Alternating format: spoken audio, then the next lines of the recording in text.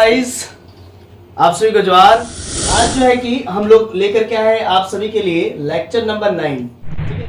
और lecture number 9 के अंतर्गत आपको बता दूं कि हम लोग का जो क्लासेस चल रही है वो है इंटीग्रल कैलकुलस, ठीक है ना। इंटीग्रल की अभी तक लेक्चर नंबर 8 आ चुका है और आप जो है कि अगर नहीं देखे लेक्चर नंबर 8 तो आप प्रीवियस वीडियोस को देख लीजिए या फिर लिंक डिस्क्रिप्शन में पड़ा है, आप उसमें भी जाकर के देख सकते हैं। अभी लेक्चर नंबर 9 है और आज जो है कि आपके सिलेबस के according to your UG syllabus ये जो है कि आज अंतिम इसका लेक्चर होने वाला है। आगे भविष्य में और भी लेक्चर्स अगर मैं अपलोड करूं तो आप उनको भी देख सकते हैं। बहुत सारे जो है कि बुक्स में इतना सारा क्वेश्चंस रहता है, सारा क्वेश्चंस आपके एग्जाम पॉइंट ऑफ व्यू से इंपॉर्टेंट नहीं होता है, बट जो भी एग्जाम पॉइंट ऑफ व्यू से नेसेसरी होता है ना, वो सारा मैं करवा चुका हूं अकॉर्डिंग टू इन लेक्चर्स के मद्देनजर। लेक्चर 1 टू आप लेक्चर 9 देख लीजिए, सफिशिएंट है आपके एग्जाम पॉइंट ऑफ व्यू से, ठीक है ना। चाहे आप कोई भी यूनिवर्सिटी से क्यों ना बिलोंग करते हो। आज का टुडेज टारगेट देख लीजिए, आज मैं क्या पढ़ाने जा रहा हूं वो मैं बताऊंगा।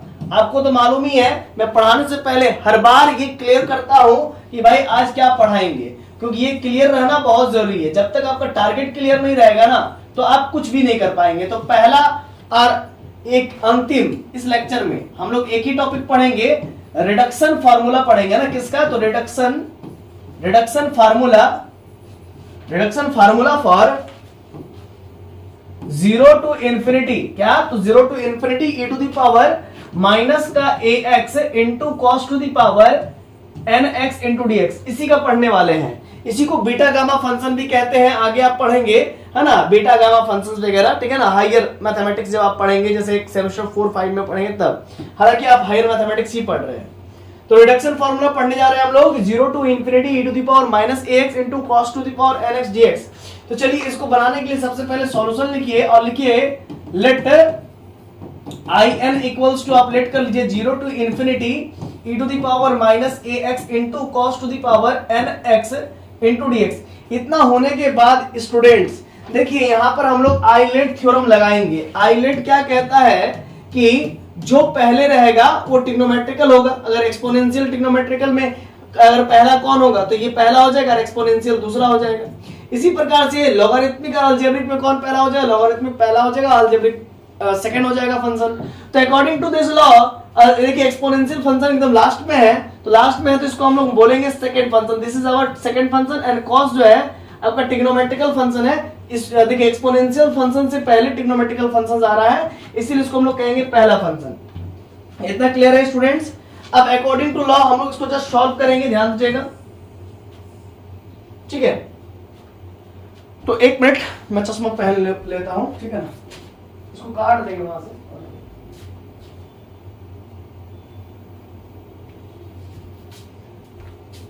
हाँ तो चलिए स्टार्ट करते हैं।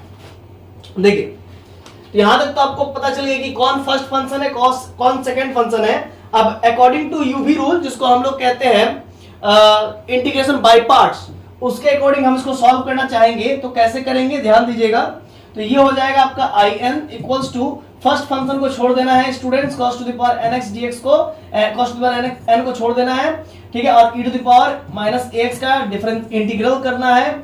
ये कहता है कौन? ये कैसा, मतलब कि किसके अकॉर्डिंग हम लोग कह पा रहे हैं? इंटीग्रेशन बाय पार्ट्स, है ना, कि cos पहला फंक्शन को छोड़ देना है एंड सेकंड फंक्शन का इंटीग्रेट करना है। और लिमिट जो है कि पूरे में लगता है, आपको मालूम ही होगा, जब भी हम लोग लिमिट लगाते हैं, लिमिट के साथ हम लोग जो है कि इंटीग्रेट करते हैं तो लिमिट पूरे में लगता है। फिर माइनस लेने के बाद हम लोग किसको छोड़ देंगे, किसको पकड़ेंगे, इसको जरा समझिएगा। जैसे देखिए फर्स्ट फंक्शन को मैंने छोड़ा और सेकंड फंक्शन का इंटीग्रल किया, तो उसी प्रकार से यहां पर क्या करेंगे, फर्स्ट फंक्शन का यहां पर इंटीग्रेट करेंगे। फर्स्ट फंक्शन को इंटीग्रेट कर देना है with respect to x, second function e to the power minus x है, उसको इंटीग्रेट करना है with respect to x and whole का इंटीग्रेशन करना है विद रिस्पेक्ट टू x, और जो यहां पर लिमिट लगाएंगे 0 टू इंफिनिटी वो लगा देना है, ठीक है। इतना क्लियर है? बोलिए स्टूडेंट्स, इतना क्लियर है? अब ध्यान दीजिएगा आगे की ओर। यहां पर क्या होगा आपका cos to the power nx e to the power minus x का integration e to the power minus x का कोएफिशिएंट माइनस a है, वो हो गया 0 टू इंफिनिटी, ये लिख लेंगे माइनस बीच में लगा करके, फिर 0 टू इंफिनिटी लिख देंगे। और cos to the power n का अगर हम लोग डेरिवेटिव लेंगे तो यहाँ पर एक शॉर्टकट मैं आपको समझाना चाहूंगा, इसको जरा समझिएगा। cos to the power n है तो n को पावर में छोड़ देंगे, नीचे में cos x लिखेंगे और ऊपर में फिर cos x लिख करके नीचे में फिर लिखेंगे विद रिस्पेक्ट टू x।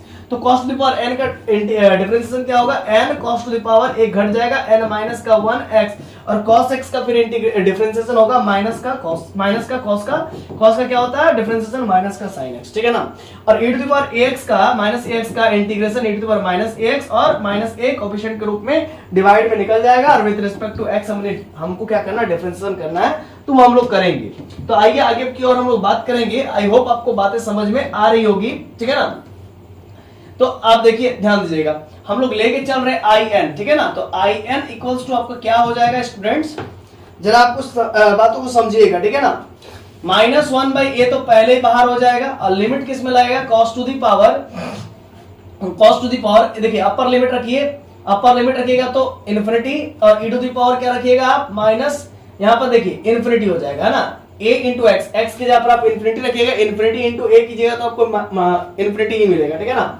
और फिर बीच में माइनस लगा करके फिर हम लोग क्या करेंगे cos to the power n, cos to the power क्या करेंगे n करेंगे और लोअर लिमिट रखेंगे 0, लोअर लिमिट क्या रखेंगे 0 रखेंगे, फिर e टू दी पावर क्या लिख देंगे हम लोग माइनस का 0 लिख देंगे, ठीक है ना। अब ब्रैकेट क्लोज, ये हमने यहाँ पर लिमिट लगा दिया है। अब 0 से लेकर के इन्फिनिटी करेंगे, यहाँ पर देखिएगा n, है ना। ये देखिए यहाँ पर देखिए माइनस और ये माइनस माइनस मिलकर के प्लस हो गया और ये माइनस तो एज इट इज रहेगा, ठीक है ना। n और cos टू दी पावर आपका क्या है बच्चों n-1 और देखिए ये जो माइनस और ये माइनस मिलकर प्लस हो गया, इसमें हम लोग कोई तामझाम नहीं करना, ये a को सिर्फ आप यहाँ पर लेकर के आ जाइए।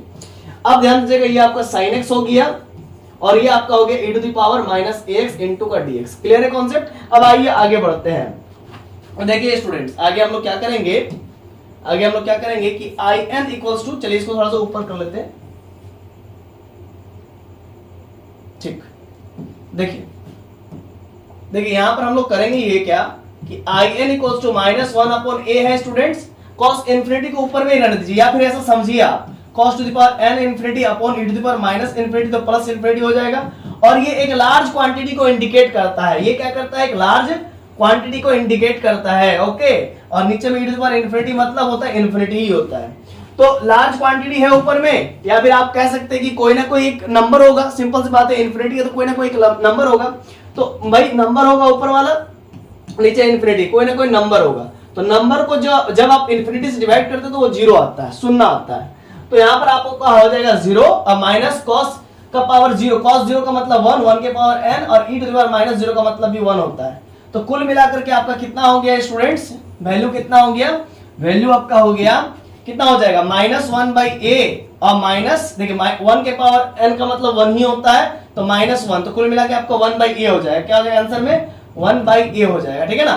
तो आप चाहे तो इसको आप यहीं पर लिख सकते हैं 1 बाई ए, ठीक है ना। क्यों नेक्स्ट स्टेप लिखिएगा, डायरेक्ट लिख दीजिए 1 अपॉन ए लिख दीजिए, हो गया। अब माइनस लिखिए, अब देखिए n बाई ए बाहर आ जाएगा 0 से इन्फिनिटी और देखिए क्या हो जाएगा cos to the power n-1 x into sine x और ये e to the power minus ax into dx। इतना क्लियर है स्टूडेंट्स, बताइए आप लोग बताइए इतना क्लियर है, तब हम लोग आगे बढ़ेंगे, ठीक है ना। चलिए क्लियर है इतना। अब हम लोग को यहां पर इतना तो क्लियर है, अब जरा समझिएगा। अब हमें फिर से इंटीग्रेशन बाय पार्ट्स लगाना है, लेकिन अब यहां पर इंटीग्रेशन बाय पार्ट्स लगाने के लिए हम असमंजस में पड़ गए हैं कि किसको फर्स्ट फंक्शन माने, किसको हम लोग सेकंड फंक्शन माने। तो जब भी आप ऐसे असमंजस में फंसते हैं, आइलेट जहां पर फेल हो रहा है, देखिए यहां पर आइलेट नहीं लगेगा। आइलेट तभी लगता है जब फंक्शन अलग अलग होते हैं। कॉस भी एक फंक्शन ट्रिग्नोमेट्रिकल है, साइन भी ट्रिग्नोमेट्रिकल है और ये तो अलग है, चलिए मान के ये तो अलग बात है, लेकिन दो फंक्शंस तो एक जैसे हो गए ना। तब यहां पर कैसे हम लोग जो है कि लगाएंगे, यहां पर फिर हम लोग आइलेट कैसे लगाएंगे, आइलेट नहीं लगाया तो इंटीग्रेशन बाय पार्ट्स नहीं लग पाएगा। तो उस स्थिति में जहां भी कहीं भी आइलेट फेल होती है, उस केस में हम लोग क्या करते हैं, उसको हम फर्स्ट फंक्शन मानेंगे जिसका इंटीग्रेशन हार्ड होगा, और उसको हम सेकंड फंक्शन मानेंगे जिसका इंटीग्रेशन आसान होगा। तो इसका इंटीग्रेशन आसान है इसीलिए हम लोग इसको सेकंड फंक्शन मानेंगे, और इसका इंटीग्रेशन हार्ड है इसीलिए हम लोग इसको फर्स्ट फंक्शन मानेंगे। खत्म। आइए अब आगे की ओर बात करते हैं और ध्यान देंगे हम लोग चीजों को। I n equals to 1 upon a हो गया, माइनस का n अपॉन ए हो गया स्टूडेंट्स। यहाँ पर एक बड़ी सी ब्रैकेट लगा करके आप first function cos to the power n minus 1 x into sine x को छोड़ देना है आपको, ठीक है। और सेकेंड फंक्शन का इंटीग्रेट करना है, सेकेंड फंक्शन का आपको इंटीग्रेट करना है। ये फर्स्ट फंक्शन है आपका, तो सेकंड फंक्शन का इंटीग्रेट करना है, यानी कि e to the power minus ax का इंटू dx, ठीक है ना।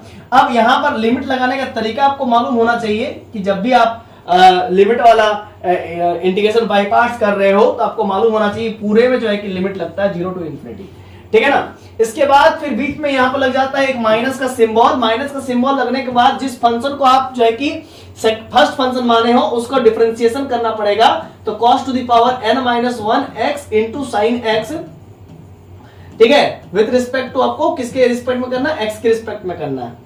क्लियर है। अब फिर सेकंड वाले फंक्शन को e to the power minus ax into dx इसको इंटीग्रेट करना है, ठीक है ना। और होल का फिर इंटीग्रेशन करना है, फिर होल का इंटीग्रेशन करना है और लिमिट जो लेंगे 0 टू इन्फिनिटी लेंगे, ठीक है ना। इतना क्लियर है।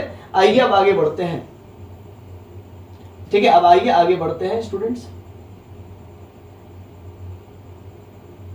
देखिएगा, अब देखते रहिएगा, ध्यान देने वाली बात है, तभी आप ध्यान दीजिएगा तभी आपका हो पाएगा, नहीं तो नहीं हो पाएगा, नहीं तो नहीं समझ में आएगा। 1 upon A minus N upon a हो गया, ये आपका क्या हो गया, लिमिट लगाना है। तो लिमिट लगाइएगा तो पहले cos to the power n minus 1 into x sine x लिख लीजिए।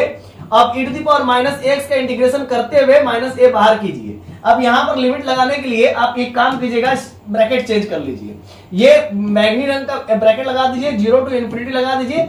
फिर यहां पर देखिए माइनस लगा करके 0 टू इन्फिनिटी यहां पर भी लगाना है, लेकिन यहां पर आपको ध्यान देना है कि आपको किस प्रकार से डिफरेंशिएशन करना है। cos to the power n minus 1 को छोड़ करके sin x का डिफरेंशिएशन करना है ना, और with respect to x plus sin x को छोड़ करके यू ही रूल लग रहा है, sin x को छोड़ करके cos to the power n minus 1x upon नीचे में cos x हो जाएगा।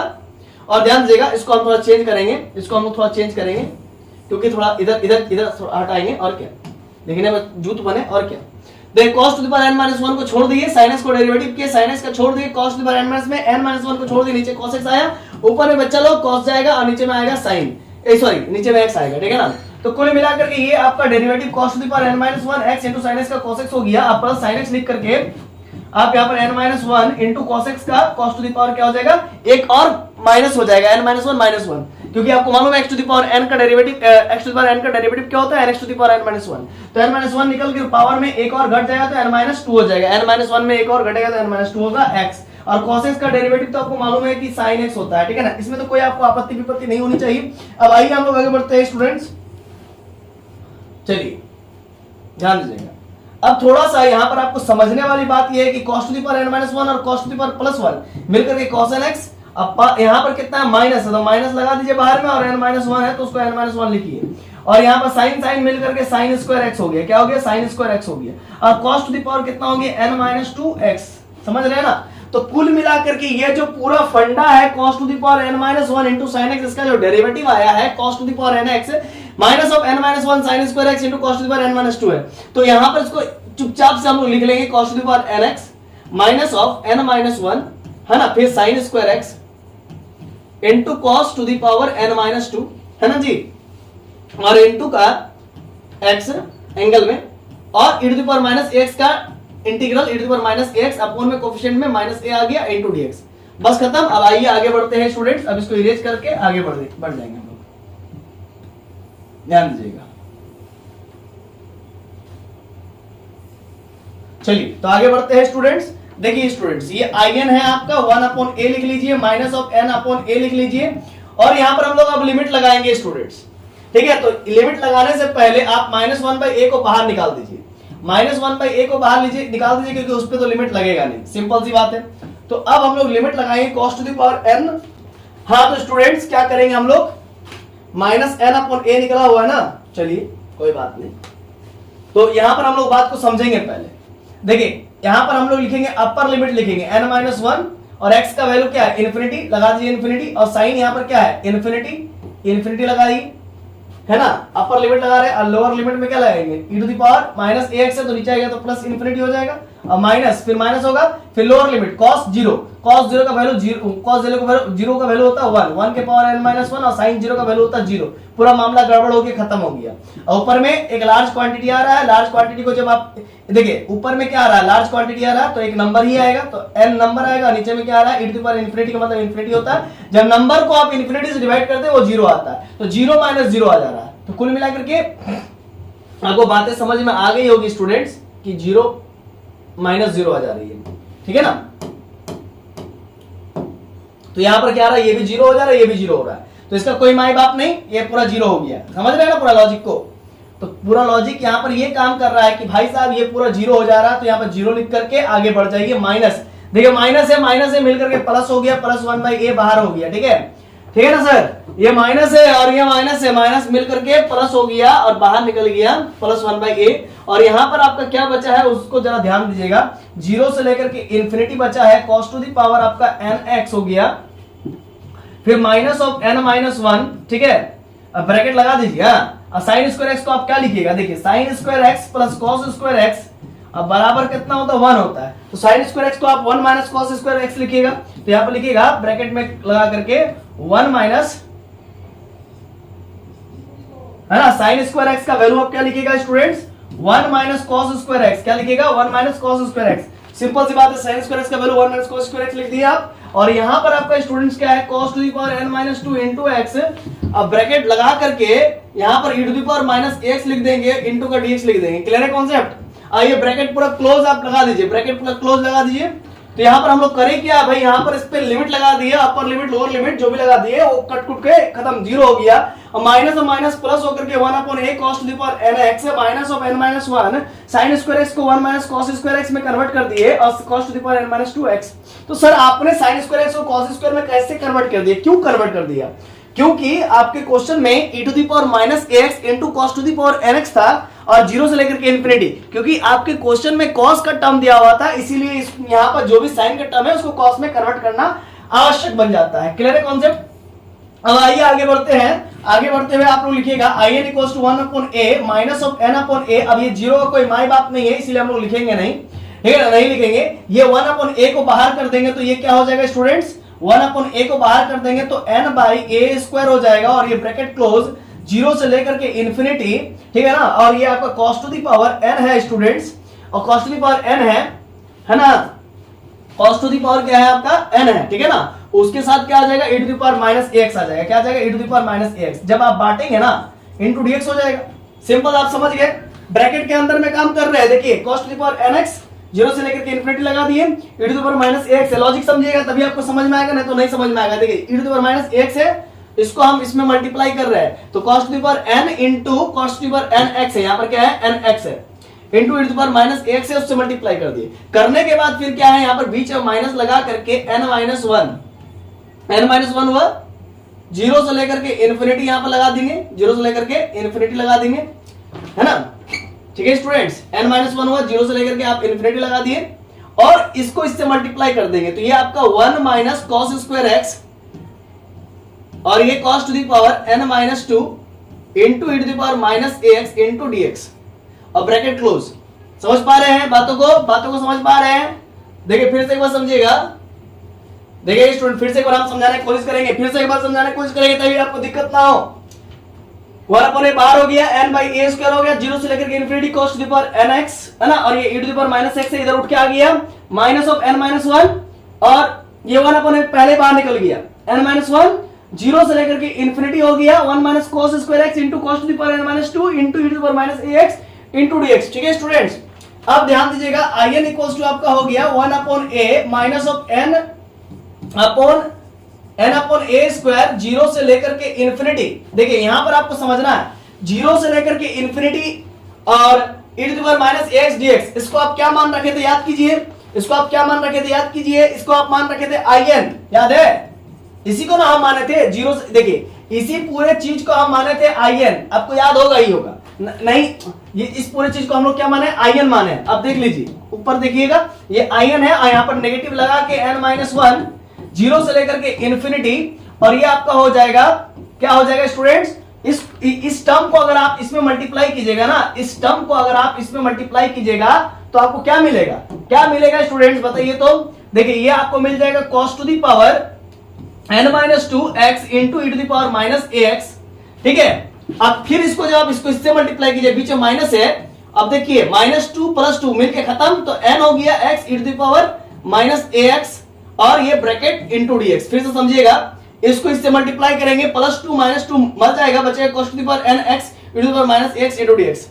अब ब्रैकेट फिर क्लोज कर दीजिएगा, खत्म हो करके फिर आगे आइए बच्चों, आइए in बराबर 1 upon a minus of n by a square, और ये आपका in, तो यहां पर आप मल्टीप्लाई भी कर सकते हैं, सीधे सीधे मल्टीप्लाई कर सकते हैं, और ये माइनस और माइनस मिलकर के प्लस हो जाएगा, माइनस माइनस मिलकर के प्लस n गुने n माइनस 1, है ना। अपॉन में कितना हो जाएगा, n गुने n माइनस 1 अपॉन में a स्क्वायर हो जाएगा स्टूडेंट्स, क्या हो जाएगा, a स्क्वायर हो जाएगा, माइनस माइनस प्लस n गुने n minus 1 upon a square हो जाएगा। फिर यहां पर जरा देखिएगा, फिर से जीरो से लेकर के इंफिनिटी, और यहां पर cos to the power n minus का 2 into x e to the power आपका क्या हो जाएगा, e to the power minus ax, यहां पर माइनस है, यहां पर भी माइनस है, ठीक है ना। एक बात समझिएगा, नहीं तो दिक्कत हो जाएगा, है ना। ब्रैकेट के अंदर काम कर रहे हैं ना, ये देखिए माइनस, ये माइनस प्लस हो गया, ठीक है, और बाहर वाला माइनस, प्लस माइनस माइनस फिर माइनस हो गया। अब ये n है जी सर, और अंदर वाला n माइनस 1 है जी सर, और बाहर वाला a स्क्वायर, तो वो भी तो अंदर घुस जाएगा a स्क्वायर बन के, ठीक है सर। अब फिर आगे समझिएगा, इसके बाद आपका cos to the power n into e to the power minus x into dx बच जाएगा, खत्म, समझ गए। इस n माइनस a स्क्वायर को पूरा यहां पर आकर के मल्टीप्लाई कर देना है, तो minus minus plus, plus minus minus n गुने n minus 1 upon a square. फिर अब कहा जीरो से लेकर के इन्फिनिटी लिखना भूल ही गए, तो आपको भूलना नहीं है वो सब, तो जीरो से लेकर के इन्फिनिटी लगा दीजिए, cos to the power nx into e to the power minus x into dx, ठीक है ना, क्लियर है कॉन्सेप्ट। चलिए अब आगे बढ़ते हैं, माइनस माइनस प्लस, अब प्लस माइनस माइनस, ठीक है, आगे बढ़ते हैं बच्चा लोग।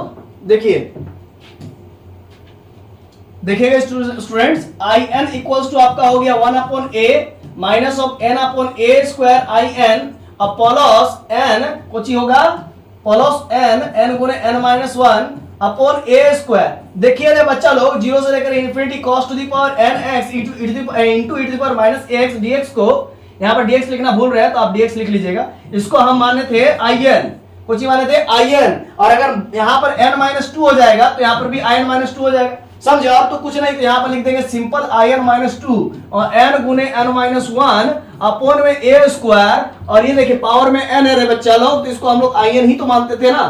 तो चलिए अब आगे बढ़ते हैं, देखिएगा आगे बढ़ते हैं, हाँ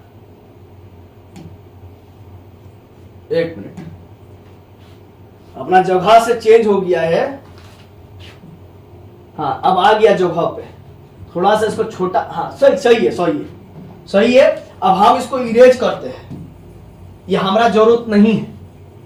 आगे देखिएगा स्टूडेंट्स, देखिएगा ये in है तो in लिख लीजिए, अब plus n by a square, अब in, ठीक है। और देखिए वो है in, तो इसको भी इधर लेकर आ जाइए, अब प्लस n गुने n minus 1 upon a square in, बुझ गया। अब इधर कुछ ही बच गया है students, 1 upon a n by 1 upon a बचा है, अब प्लस n गुने n minus 1 upon a square in minus 2 ये बचा है। अब आइए आगे बढ़ते हैं, देखिए यहां पर in कॉमन ले लेंगे तो बचेगा क्या, a स्क्वायर ऊपर में जाएगा, अब प्लस n, अब प्लस इधर n स्क्वायर माइनस का n होगा, अपॉन में a स्क्वायर हो जाएगा, en और en जो है कि कोट जाएगा, ठीक है। और इधर आपका हो जाएगा 1 अपॉन a प्लस का n गुने n माइनस का 1 अपॉन का a स्क्वायर, और ये in माइनस 2, ठीक है। अब देखिएगा बच्चा लोग, in बराबर ये आपका हो जाएगा n square plus a square upon a square equals to 1 upon a और प्लस n गुने n माइनस 1 अपॉन का a स्क्वायर in माइनस 2। अब चलिए आगे बढ़ते हैं, ध्यान दीजिएगा, देखिए in बराबर ई का हो जाएगा 1 upon a into a square ऊपर चल जाएगा, इधर जो भागा में है गुना में जाएगा, जो गुना में है वो भागा में जाएगा, तो n square plus a square हो गया। और ये देखिए स्टूडेंट्स, प्लस n गुने n माइनस 1, ठीक है, और नीचे में ए स्क्वायर और ऊपर जाएगा तो ए स्क्वायर, अब बचे n square plus a square into I n minus के टू। आप ध्यान दीजिएगा, एक ए से एक और जाएगा तो बचेगा ऊपर में एक तो ए, तो आई एन बराबर आपका हो जाएगा n upon n square plus a square और into plus n into n minus one, और ए स्क्वायर कट जाएगा, बचेगा एन स्क्वायर प्लस का ए स्क्वायर और इंटू आई एन माइनस का टू। ठीक है, देख लेते हैं आंसर तो आप लोग आ ही गया होगा, और कुछ चलिए देख लेते हैं। आई एन बराबर वही मिस्टेक हो रहा है का, हाँ यहाँ पर मिस्टेक हो रहा है।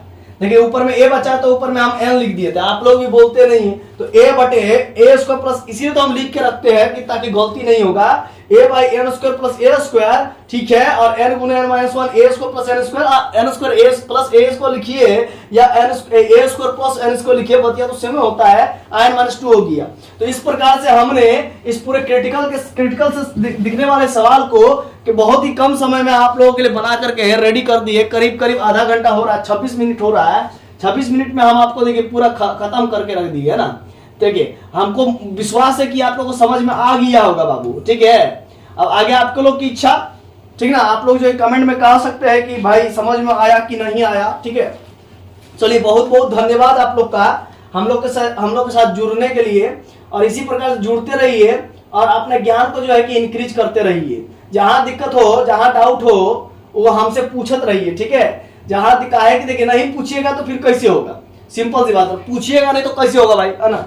हम तो भगवान नहीं है ना, हम तो सरस्वती नहीं है जो आपको घोर के पिला देंगे, ठीक है। हम तो कोशिशें कर सकते हैं कि आपको समझा देंगे, समझेंगे तो ठीक है, नहीं समझेंगे तो फेल होइएगा और क्या होइएगा, ठीक है। इसीलिए समय रहते अगर आप समझ जाएंगे तो आप एग्जाम में बढ़िया नंबर ला पाएंगे, बस यही कह रहे हैं। पढ़ते रहिए बढ़िया से। ये लास्ट लेक्चर हुआ इंटीग्रल कैलकुलस का, और आपको मैं बता दूं कि लेक्चर नंबर 9 ही सफिशिएंट है, इतने काफी है आप लोग को एग्जाम में पास होने के लिए, लेक्चर नंबर 1 to 9। एक बाद इसके बाद हम तो अलग ही आदमी है, अलग ही खोपड़ी का आदमी है, हम बड़ा मैथ पढ़ाते एकदम दम भर करके। हम लोग के पास जो ऑफलाइन का बच्चा का आता है ना, वो लोग को जो है कि लालजी प्रसाद या कोयो प्रसाद का बुक रहे ना, उसका जो हो क्वेश्चन रहेगा तो हो बोलेंगे, नहीं हो आएगा तो हो बना रहे बच्चा, तो मारबो करते हैं, समझे। तो यही बात है, बहुत अगर मैथ्स ऑनर्स लिए है तो कुछ सोचे समझ के लिए होंगे। अगर आप इंजीनियरिंग मैथमेटिक्स पढ़ रहे हैं तो फिर आराम से पढ़िए ना, एकदम लिमिटेड पढ़िए, जो जरूरत है वही पढ़िए, सक्सेसिव जरूरत है पढ़ लीजिए, ठीक है। इंटीग्रल कैलकुलस जरूरत है पढ़ लीजिए, लीनियर प्रोग्रामिंग जरूरत है पढ़ लीजिए, आपको न्यूमेरिकल मेथड जरूरत है पढ़ लीजिए, जहां तहां से थोड़ा बहुत पढ़ लीजिए। लेकिन अगर शिद्दत से पढ़ना चाहते हैं मैथमेटिक्स ऑनर्स का है कि वो बात आपको हम बता देते हैं। जो इंजीनियरिंग बच्चा होता है ना, इंजीनियरिंग करता है सिविल डिपार्टमेंट से, केमिकल डिपार्टमेंट से, कोई डिपार्टमेंट से कर ले, है ना, लेकिन वो बीएससी मैथमेटिक्स के सामने टिक नहीं पाएगा, काहे कि ये लोग का स्पेशल सब्जेक्ट होता है मैथमेटिक्स, समझे। बीएससी फिजिक्स के सामने जो है कि आप कोई भी मतलब कि इंजीनियरिंग स्टूडेंट को बैठा दीजिए, नहीं सक पाएगा इंजीनियरिंग स्टूडेंट। अगर वो भी अच्छा होगा और ये भी टैलेंटेड होगा ना बीएससी स्टूडेंट, तो नहीं सक पाएगा इंजीनियरिंग स्टूडेंट, क्योंकि उन लोग को बहुत लिमिटेड नॉलेज रहता है। वही नॉलेज रहता है जितना फैक्ट्री में काम हो सके, जिसके मदद से वो जो है कि नौकर बन सके, समझे ना, गधा बन सके, जिसको कह सकते हैं गधा बन सके, है ना। अब जो बीएससी मैथमेटिक्स, अब बुरा मत मानिएगा इंजीनियरिंग स्टूडेंट, आप लोग तो होते ही है गधा, ठीक है ना।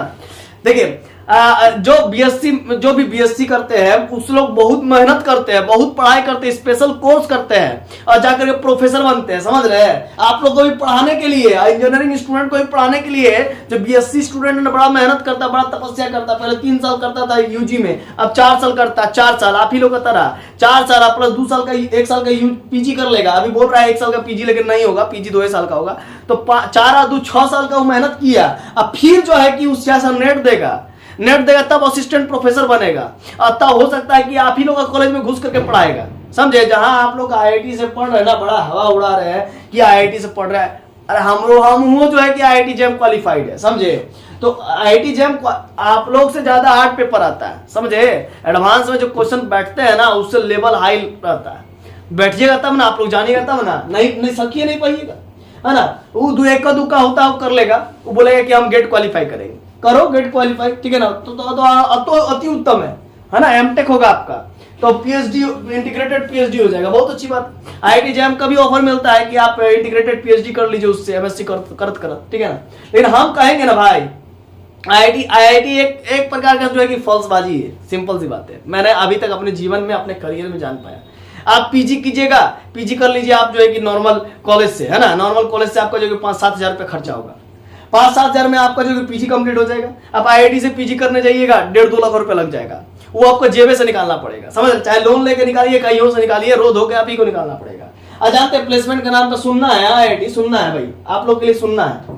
प्लेसमेंट के नाम पे, प्लेसमेंट जानते हैं आप लोग के लिए सुनना है, क्योंकि देखिए अगर आपको प्लेसमेंट हो भी जाएगा तो नो गवर्नमेंट जॉब, है ना, आईआईटी से नो गवर्नमेंट जॉब। लेकिन आज के डेट में चाहिए अगर आपको छोकरी तो आपको लेना पड़ेगा नौकरी, है ना, क्या, तो अगर चाहिए छोकरी तो आपको लेना पड़ेगा नौकरी, वो भी सरकारी, है ना। इसीलिए सरकारी नौकरी अगर चाहिए तो सबसे सिंपल सी बात आपको रोड मैप बता रहे हैं। यूजी करने के बाद, है ना, आपको अगर डायरेक्ट नौकरी चाहिए तो यूजी करेगा तो बीएड कर लीजिए। अब बीएड करने के बाद जो है कि जेटेड भर दीजिए, जेटेड भर दीजिए, वहां से भी आपको नौकरी हो जाएगा 1 to क्लास 5 तक। अरे 1 to क्लास 5 छोटा मोटा मत समझो, आप 6 से 8 भी पढ़ा सकते हैं। तो 42,000 रुपये तनख्वाह है ना शुरू में, ठीक। अब मान लीजिए कि नहीं, हम नहीं पढ़ाएंगे बच्चा लोग को, कोई बात नहीं, तो मत पढ़ाइए। तो उसके लिए आप जो है टीजीटी भर दीजिए, क्योंकि आपका यूजी कर रहेगा, बीएड कर लीजिएगा तो टीजीटी भर दीजिएगा। 10 का स्टूडेंट को 9-10 को बच्चा पढ़ाने को मिल जाएगा, तो उसमें आप संतुष्ट रहेंगे। उसमें भी आपको सैलरी 60 हजार से स्टार्ट होता है सरकारी।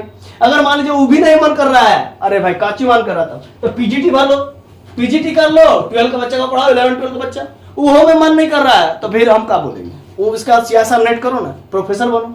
तो जितना लेवल है अपने आप को नाप लो, है ना, अपने आप को जो है कि पानी में डुबा के नाप लो कि तुम कितना लेवल का है स्टूडेंट। तुम अगर नाप लिया अच्छा से तो उसके बाद देख लो कि तुम कोचिंग क्रैक कर पाएगा। टीजीटी भरेगा, 11-12 का क्वेश्चन आएगा, भाई इतना आसान है ना भाई, इतना आसान है, क्या बोलेंगे। 11-12 का मैथ्स में तुम्हारा अच्छा नंबर आया तभी ना तो वो यूजी में मिला है एडमिशन मैथमेटिक्स में। तो इसीलिए टीजीटी तुम भरेगा, ऐसे आंख मूंदले निकाल देगा। पीजीटी रहा बात, थोड़ा सा लेवल होता है, ग्रेजुएशन का होता है, ग्रेजुएशन का पढ़ाई बढ़िया से करोगे तभी जाओ कि पीजीटी निकाल पाएगा, नहीं तो नहीं निकाल पाएगा। अब सियासत नेट का तो वही है सदाशिव कि हम ऐसा क्वेश्चन पूछेंगे, सियासत नेट ऐसा बोलता है, हम ऐसा क्वेश्चन पूछेंगे कि तुम्हारा अपना बाप दादा के नाम भी याद आ जाएगा, समझे ना।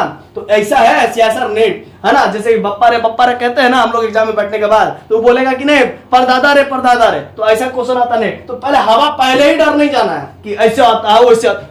अरे करेगा ना, इंसान है ना, करता है यार। 1 साल में नहीं निकलेगा, दूसरा साल में निकल जाएगा, तीसरा में निकल जाएगा। अरे ये नो एज लिमिट है, लेकिन यो सोचो कि 60 साल जो है कि मैक्सिमम एज लिमिट है। अब झारखंड से हो तो फिर 62 साल सरकारी काम करने के लिए तुम एलिजिबल हो। तो इसीलिए मतलब कि भाई 40-50 तक तो निकाल लो भाई, तब तो 10 साल 12 साल नौकरी करेगा, तबे तो तुम्हारा मतलब कि बढ़िया तनख्वाह मिल जाएगा।